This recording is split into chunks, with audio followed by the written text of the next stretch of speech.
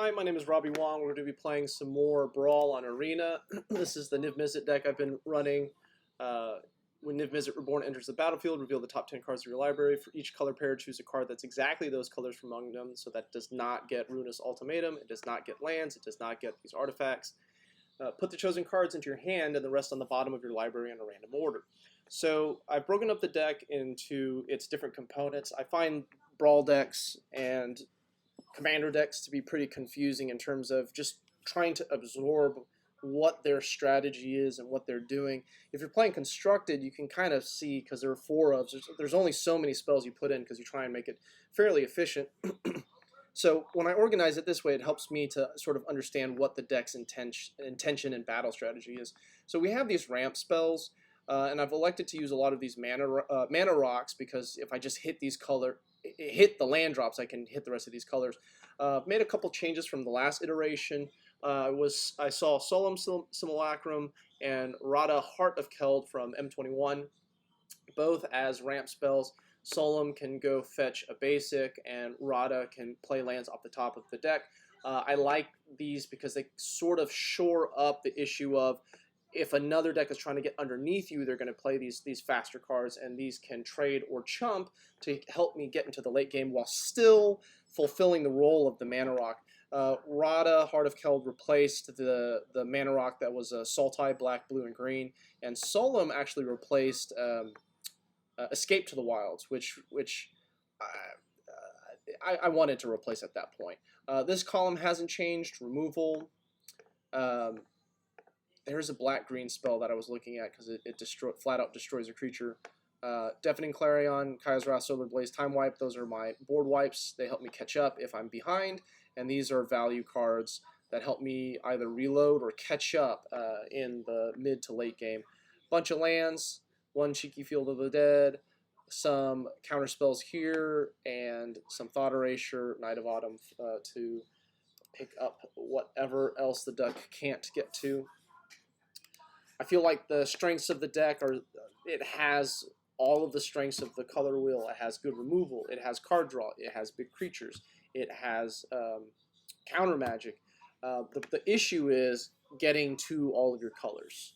So we've been playing this deck extensively, so if you are thinking about your wild cards, you can make sure you can test drive sort of what you want before you get it.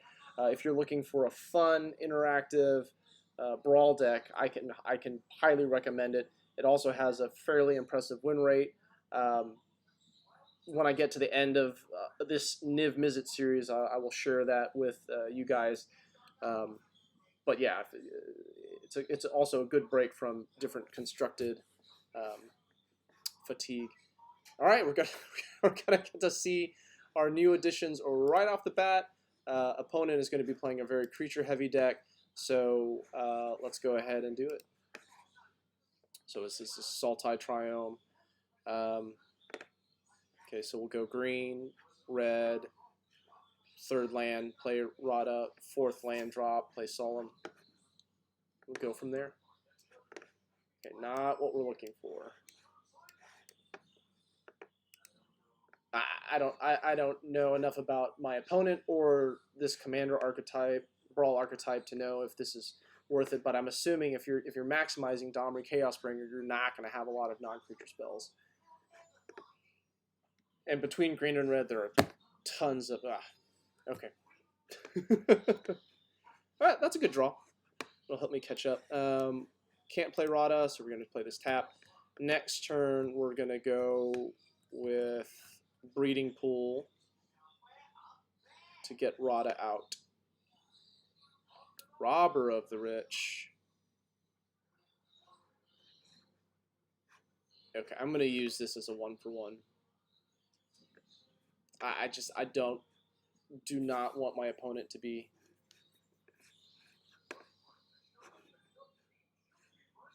pulling cards from me constantly and getting the edge. 2, 3, 4. That's good, right? Oh, I don't have white mana. Okay, so we're going to go ahead and play Breeding Pool. Tapped. We'll play Rada. Rada is going to Stonewall Robber of the Rich.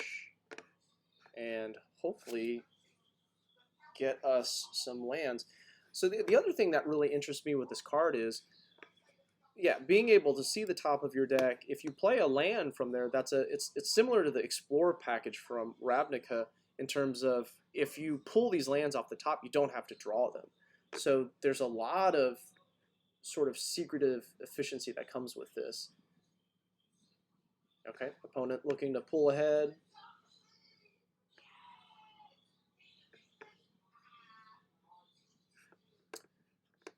So I kind of hope there's another land underneath here. Solemn can also reset it. So if there's not, no, I have to play a land to do it. Next turn is Solemn. Legion War Boss, Gruul Spit. These all look like great things for Deafening Clarion. Okay, so let's go ahead and play Overgrown Tomb. Let's play Solemn. Let's pull white mana out because we're missing that. Take action, go get my 1 plains.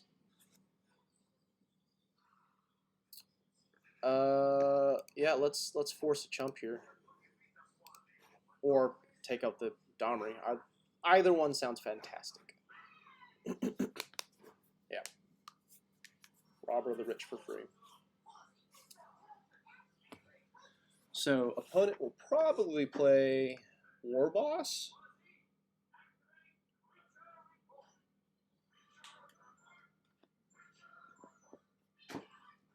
Uro on the top.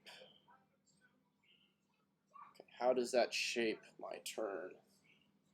I can also use these scry lands to...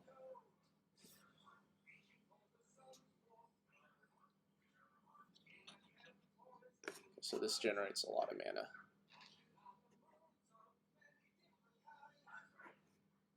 Come in with a +1/+1. Full Spellbreaker. Maybe they'll probably put it in as a 4/4. Yep. All right, you got it, opponent.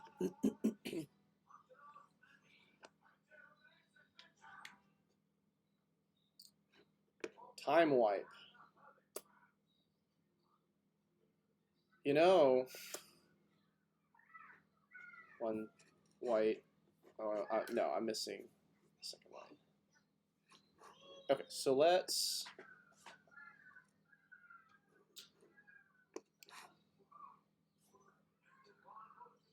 Temple of Silence.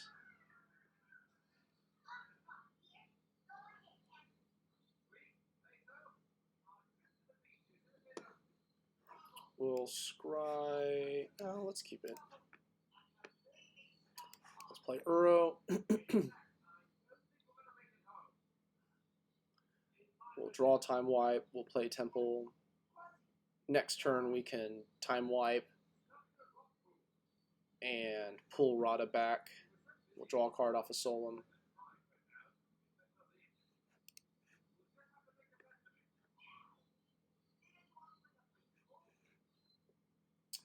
I don't think I want this because I white. I'm missing red. There we go.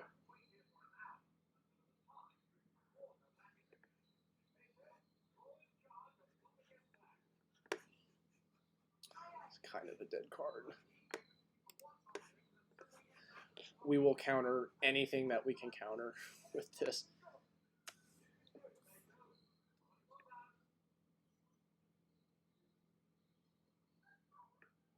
Come on, War Boss. Come out and play.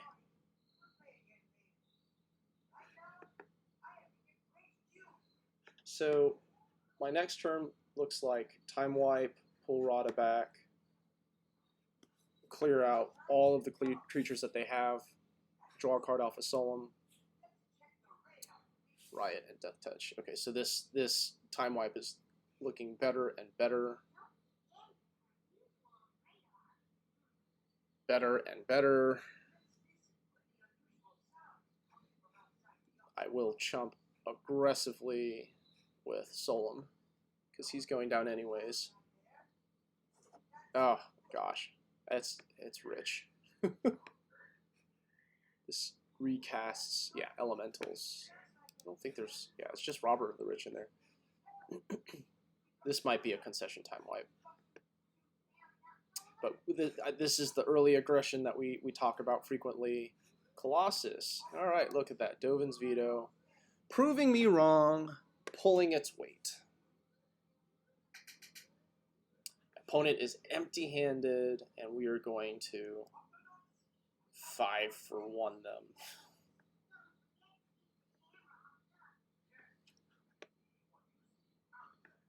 Probably attack with these two, maybe these three.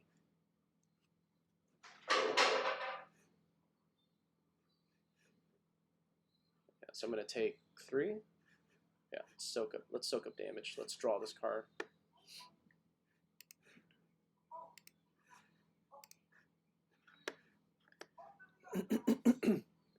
All right, took 3 down to 18. Draw this Blood Crypt. Oh, yeah. So I'm going to draw Thought Erasure, which is kind of a dead card at this point. All right, look at that. Rada. Showing some of its value. Okay. Assassin's Trophy on top. Let's keep that, because that'll be good for whatever their follow-up is. Yeah, Time Wipe. That's fine. Take a point of damage.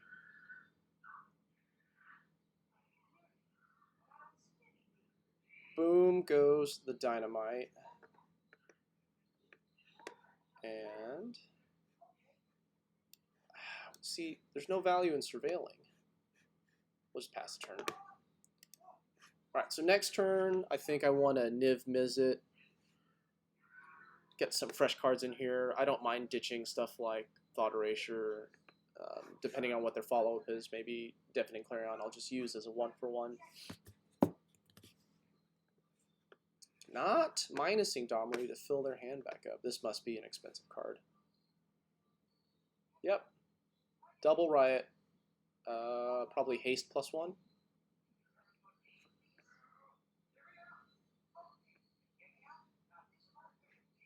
Yep, Haste +1.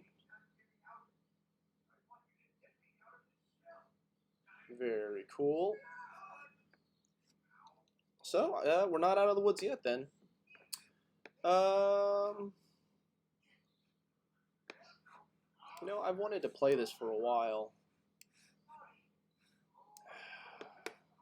It's not the prudent play.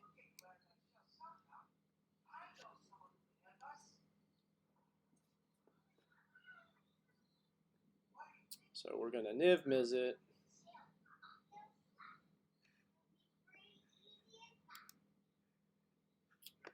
Let us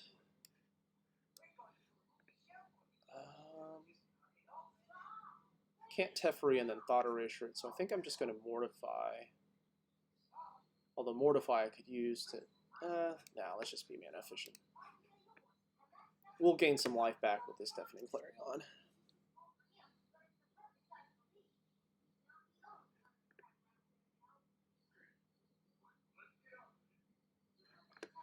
Goes there. Play this tapped. I am a little concerned about our life total. Basically, with this in play, all creatures can haste. Hopefully Niv Mizzet is big enough to stop whatever this card can be. But if we connect once with Niv Mizzet, we're going to be in a great position. So I think next turn looks like Deafening Clarion, Uro, just really focus on gaining life this next turn to buffer that. Wow. Those are some cards. 5, 6, 7. Oh wow, this is going to get through. It says protection from blue.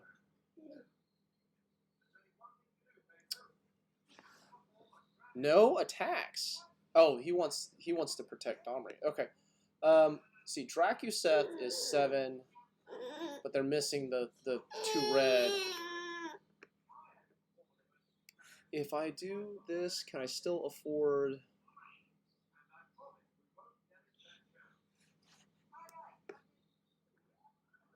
Alright, what does this turn look like? Let's... Trophy, Ceratops.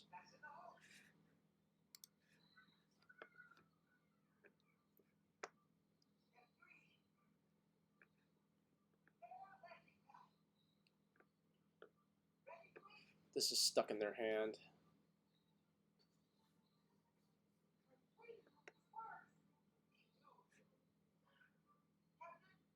Okay, you got it.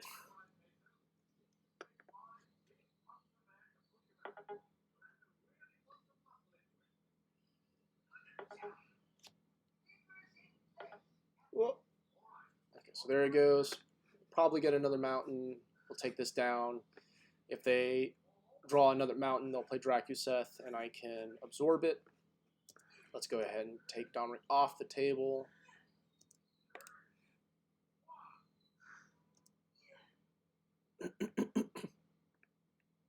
Okay, so this is for Dracuseth. What can we play? Or let's just rip it out of their hands.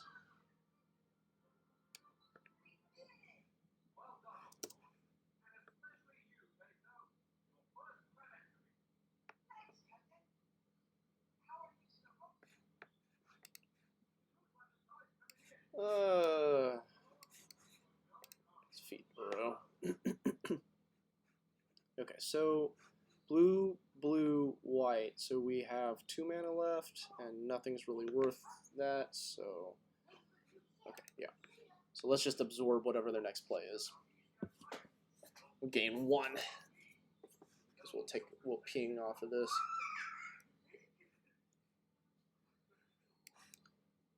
Absorb. -1 plus, and I'm not too afraid of whatever they could play for 2 mana. Like worst case scenario is a nope, they've already played one. Opponent trying to close out the game. Okay, so Uro. I have no graveyard synergies, so it doesn't matter what you pull, unless your opponent is playing Scavenging Ooze and you need to rip out things that could benefit to them. It doesn't matter what you take with Uro.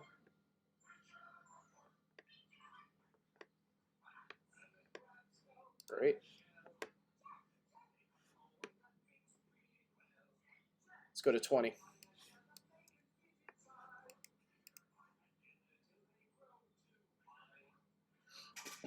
Yeah, and now they have 2 big things that they need to deal with. We have a Ruinous Ultimatum in the bank. Crisis is going to be another huge swell of life. So, opponent, I would imagine that the rest of the deck is mostly giant monsters. So, this is their catch-up mechanic. They need to get 2-for-1s from there, right? So, opponent sees the writing on the wall. Really good early game from them, pressuring us, getting us down to single digits. But this deck showing earlier, we were talking about that the strengths of this deck is it has all of the strengths of the color pie, and there are a lot of life gain elements to this deck to help you turn the corner and swing around and catch back up and then surge ahead. Thanks for watching.